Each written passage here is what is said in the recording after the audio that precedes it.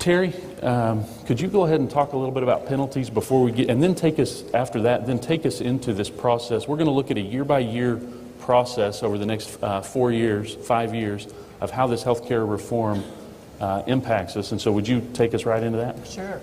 As many of you know, this act, which was signed into effect in March of 2010, is already subject to several legal challenges. And many of the states have filed lawsuits contesting the constitutionality of the legislation. And the quickest one, as I thought would probably be the case, is the one that's pending in the federal district court in Virginia.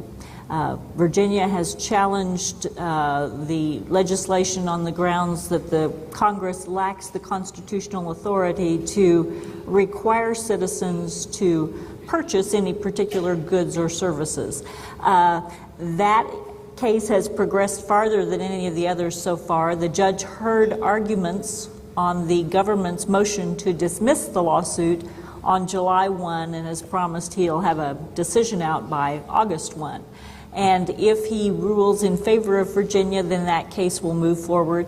Eventually, it will be decided in Virginia and the other federal district courts where it's pending. It will go to the Court of Appeals. The Virginia one goes to the Fourth Circuit, and then inevitably these cases are going to wind up in the U.S. Supreme Court. But that could take a while. And so meantime, back at the ranch, you need to be making some decisions and determinations that can affect your employees and your company. And one thing that applies in this statute are the penalty provisions of the ERISA statute. The Employee Retirement Income Security Act, as many of you know, has some pretty stringent penalty provisions. If an employer, for example, is required to provide a notice to employees and you fail to provide the right kind of notice, or you fail to do it at the particular time when it's required, then the ERISA penalty can be $100 per day per violation. So if you have 50 employees and you're required under this statute to provide some notice to them, and you fail to do that for a week, that $100 per day per employee per violation would soon tally up to be $35,000 a week. And so part of the penalty provisions of this statute include all those ERISA penalties that apply to notifications. Because of the nature of this statute, it authorizes several governmental agencies to write regulations. As all of you know who deal with these federal acts, the real meat of what happens in the legislation is often in the regulations. And in this statute, we have 3 federal agencies who are directed and who are currently writing and providing regulations. And that's the IRS, the Department of Labor, and Health and Human Services. And they are all busy cranking on regulations, and we have some of those now and are still waiting on some of them. But those will likewise determine a large part of what happens in this legislation. This is a very hard statute to read because, as Clinton mentioned, there were 2 different versions in the House and the Senate. And normally when they reconcile those, they make them fit. You know, they take out what got scrapped and they put in what got saved. In this one, you're reading along in the statute and you're thinking, okay, rule, rule, rule. And then you get to this part in the middle where they've just redlined a bunch of stuff and they took out that rule and they changed this rule.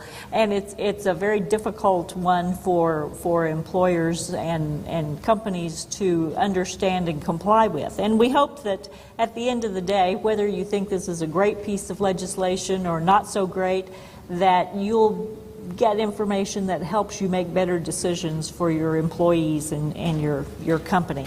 But the penalty provisions are significant, and we're going to be talking about some of those as we move along.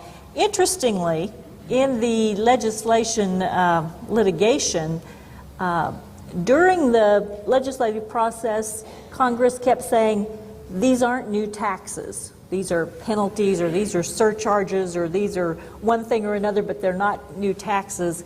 But in the legal challenge cases that are going on now, the federal government is taking the position that all of these penalties are taxes and that they have authority under the Constitution to tax people. So it's been kind of a switch in their philosophy of how these penalties should be categorized. But as of now, they're categorized as being new taxes. Part of the penalties that apply starting pretty quickly are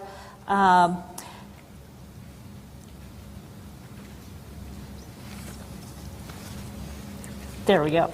Non-qualified withdrawal penalty on health savings accounts, raised from 10% to 20%, effective on January 1 of 2011. Kind of what's happening in this legislation is that health savings accounts are falling out of favor. You get to use your health savings account for fewer items. For example, if you have a regimen where you take aspirin every day, now you can't buy that out of your health savings account unless you get a doctor to write a prescription. And so there are some drawbacks on the health savings account.